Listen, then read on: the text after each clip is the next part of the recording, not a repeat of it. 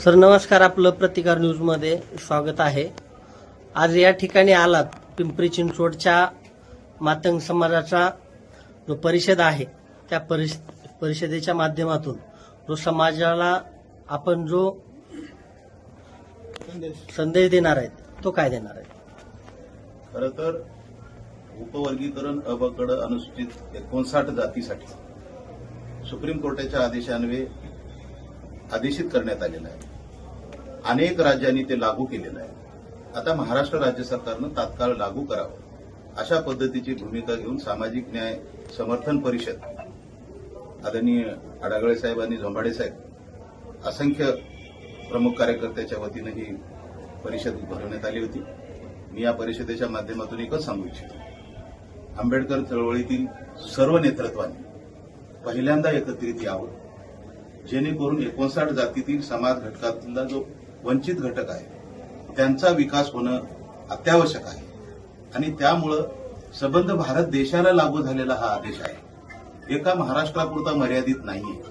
म्हणून एका समाजाने मांग महार अशा पद्धतीची भूमिका न घेता एकमेकावर दोषारोप ठेवून एकमेकाला टीकाटिप्पणी करण्यापेक्षा, महापुरुषांचा अवमान करण्यापेक्षा, एकमेकाला वेगवेगळ्या पद्धतीचं काटछाट करून धमकी दिली अशा पद्धतीचं वातावरण तयार करून बिघडवण्यापेक्षा, सामाजिक अराजकता माजवण्यापेक्षा खरं तर वंचित समाज घटकाचा शैक्षणिक आणि नोकरीच्या बाबतीमध्ये जो आदेश उपवर्गीकरणाच्या बाबतीमध्ये सुप्रीम कोर्टाने दिलेला आहे त्या आदेशाचं अंमलबजावणी करावी अशा पद्धतीची भूमिका आजच्या या परिषदेमध्ये घेण्यात आली।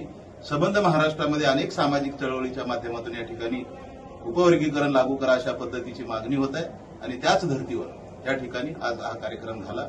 खरोखरच मी पिंपरी चिंचवडीतील सर्व समाजातील सर्व जाती धर्मातील जेवढे काही सामाजिक कार्यकर्ते 59 जातीपैकी प्रमुख कार्यकर्ते या ठिकाणी कार्यक्रमात उपस्थित होते आणि सर्वच समाजातील वंचित समाज घटकांची एकच अपेक्षा आहे की आमचा सर्वांगीण विकास झाला पाहिजे, त्यासाठी अबकड उपवर्गीकरण लागू तात्काळ झालं पाहिजे म्हणून माननीय मुख्यमंत्री देवेंद्र फडणवीस, दुसरे उपमुख्यमंत्री माननीय एकनाथजी शिंदे साहेब आणि सुनित्रा वहिनी पवार मॅडम आणि राज्य सरकारने तात्काळ कुठलीही कुणाचीही तमा न बाळगता वंचित समाज घटकाचा सर्वांगीण विकास शैक्षणिक आणि नोकरीच्या माध्यमातून या ठिकाणी उपवर्गीकरणाचा आदेश तात्काळ लागू करावा ही विनंती करण्यासाठी आज ही परिषद।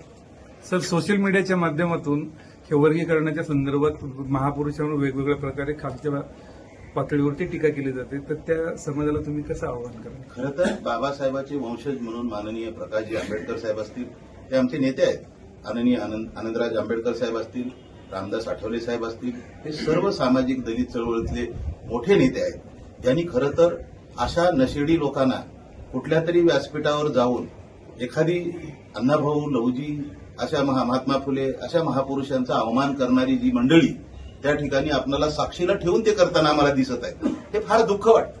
आंबेडकर चळवळीमध्ये हे कदापि कोणीही सहन करू शकत नाही अशा पद्धतीचं त्या ठिकाणी निदर्शने किंवा त्या ठिकाणची अर्वाच्य भाषा आम्हाला ऐकायला मिळते। त्याचं दुःख लक्षात घेऊन आम्ही तर विनंती करतोय की आपण पुन्हा एकदा बसा, सर्वच आंबेडकर चळवळीतील प्रमुख नेते जे 7-8 नेते आहेत, तुम्हीच जर एकत्रित आलो तर मग 59 जाती काय एकत्रित येणार नाही।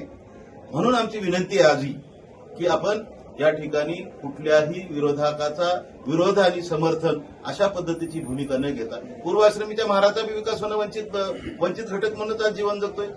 तुम्हाला मी वारंवार सांगतोय, प्रत्येक सभेतून सांगतोय की पूर्वाश्रमीचा महांग आणि पूर्वाश्रमीचा महार या गावाच्या बाहेर असलेल्या 2 वस्त्या आहेत, त्या वस्तीमध्ये आजही दोन्ही समाज त्याच पद्धतीनं जीवन जगतात। ह्या समाजाचा सर्वांगीण विकास झाला पाहिजे। त्याबरोबर चर्मकार असेल, मांगारुडे असेल, मेहतर असेल, बुरुड असेल, हिंदू खाटीक असेल, असे अनेक 59 जातीचा प्रवर्गातला जो सर्वांगीण विकास त्या ठिकाणी झाला पाहिजे, हीच भूमिका त्या उपवर्गीकरणाची आहे। आणि ज्याचा विकास झालाय त्याला काही आरक्षणाची आवश्यकताच नाही।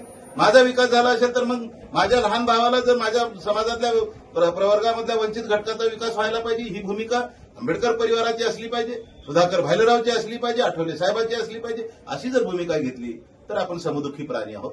ज्यांना वंचित घटकाला जे काही न्याय मिळाला पाहिजे त्याच्यासाठी ही मागणी करत आहेत। आपण त्यांना दोषारोप देण्यापेक्षा आपण त्यांचं समर्थन केलं पाहिजे।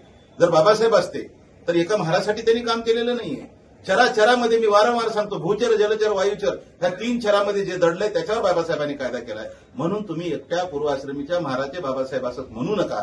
कारण ज्या ज्या व्यवस्थेमधल्या सर्व धर्मीय समाज बांधवांनी, सर्व जाती धर्मातील समाज बांधवांनी बाबासाहेब हे जगविख्यात नेते आहेत, जगविख्यात महामानव आहेत, असे विचारवंत माणसांना तुम्ही एका जातीमध्ये आणि एका व्यवस्थेमध्ये तुम्ही अडकवण्याचं पाप करू नका. म्हणून एवढीच विनंती करतो की ह्या जे बदमाश लोक आहेत, जे नशेडी गर्दुले अशा पद्धतीने जे भाषा करतात, अण्णाभाऊंच्या विषयी, लहुजींच्या विषयी आमच्यावर कशा कशा पद्धतीनं विरोध करतात ते आम्हाला ऐकू वाटत नाही. कुठेतरी एक दोन मातंगाचे, कुठेतरी एक दोन कोणतरी अशी विदूषक घेऊन त्या ठिकाणी स्टेजवरनं त्या समाजाला हिनवण्याचं काम करताय. काय मिळणार आहे तुम्हाला?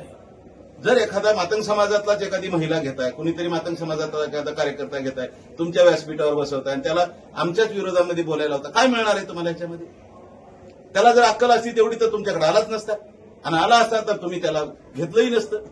कारण विचाराची लढाई करा. आम्ही काय तुम्हाला तुमच्या घरातलं काही मागत नाही. शासनाच्या तिजोरीमध्ये जो काही सामाजिक न्याय विभागाच्या माध्यमातून जो तिजोरीतला वाटा आहे, तो जो काही निर्बंध लावून दिलेला आहे, तो निर्बंध लावलेला त्याच्यातला हिस्सा गोरगरीब समाजाला मिळाला पाहिजे, ही अपेक्षा, एवढी प्रामाणिक अपेक्षा बाबासाहेबांना कळालं तर तुम्हाला का नाही कळू दे? सर, त्यांचं म्हणणं आहे की साहित्यरत्न लोकशाहीर अण्णाभाऊ साठे हे महापुरुष नव्हते. दादासाहेब शेळके यांचं लातूरचं भाषण आहे. सर, याच्याबद्दल काय म्हणताय? त्यांना जर अक्कल असती, कोण दादासाहेब शेळके हे माहित नाही, जनावरासारखा आरडत होता आणि तिकडून मी बोलू का, मला 2 मिनिटं बोलायला द्या, मूर्खासारखी जर भाषा करत असेल तर अण्णाभाऊ काय करणार? बाबासाहेबच कळालं नाही तर त्याला अण्णाभाऊ कुठून कळेल? बाबासाहेबांचे जर अनुयायी म्हणून, पाईक म्हणून बाबासाहेबाला आम्ही बाप ज्यावेळेस म्हणू, तर बाबासाहेबाला 3 चरामध्ये दडलेलं काय त्याच्यावर कायदा करण्याचा अभ्यास होता. बाबासाहेबांनी ते तत्वता ते हे केलेलं आहे, त्यासाठी मांडणी केलेली आहे, त्या पद्धतीचं संसदीय घटना निर्माण झाली आहे, त्याच्यावर देश चालतो. आणि ह्या मूर्खाला काय करणार आहे? अण्णाभाऊ कोण आहेत, बाबासाहेब कोण आहेत, लहुजी कोण आहेत, महात्मा फुले कोण आहेत, त्यांना अकली नाहीतच. म्हणूनच मी वंशजांना मी सांगते, बाबासाहेबांच्या वंशजांना आनंदराज आंबेडकर साहेब, हात जोडून माझी विनंती आहे, आपली बदनामी व्हायला लागली त्या ठिकाणी, आणि तुम्ही आम्हाला त्यांचं ऐकून तुम्ही आम्हाला टार्गेट करताय, फार चुकीचं आहे. थांबवा. सर, बदर समितीचा अहवाल येऊन 6 महिन्याचा पेक्षाही जास्त काळ झालाय. त्यानंतर राजेश अग्रवाल समितीही नेमलेली आहे. असं वाटत होतं की पावसाळी अधिवेशनात उपवर्गीकरण लागू होईल, परंतु सरकारने आणखी तसं काही केलेलं नाही. तर तुम्ही काय सांगाल? खरं तर या पावसाळी अधिवेशनमध्ये काँग्रेस पक्षाने अत्यंत चुकीचं काम केलेलं आहे. त्या ठिकाणी वडेट्टीवार असेल, आमदार आणि नाना पटोले असतील, माझी त्यांना विनंती आहे, विशेष करून काँग्रेस पक्षाने खास करून तिथं विरोध दर्शवलेला आहे. आणि आमच्यातले काही लोक त्या ठिकाणी चुकीच्या पद्धतीनं 29 आमदाराच्या काही सह्या घेऊन तिथं दाखवण्याचा प्रयत्न, केविलवाना प्रयत्न केलेला आहे. परंतु अशी जर तुम्ही दिशाभूल करण्याचा प्रयत्न करत असाल, जर तुमचा विकास झाला असेल आणि ज्याचा विकास झाला नाही, आम्ही सगळे भाऊभाऊच आहोत. अस्पृश्य समाजातले जे काही समाज घटक आहेत त्यांच्यातला विकास झाला नाही म्हणून हे उपवर्गीकरण काही राज्याने लागू केलेलं नाही, सुप्रीम कोर्टाने आदेश दिलेले आहेत आणि सुप्रीम कोर्टाने सर्व राज्याला आदेशित केलेलं आहे.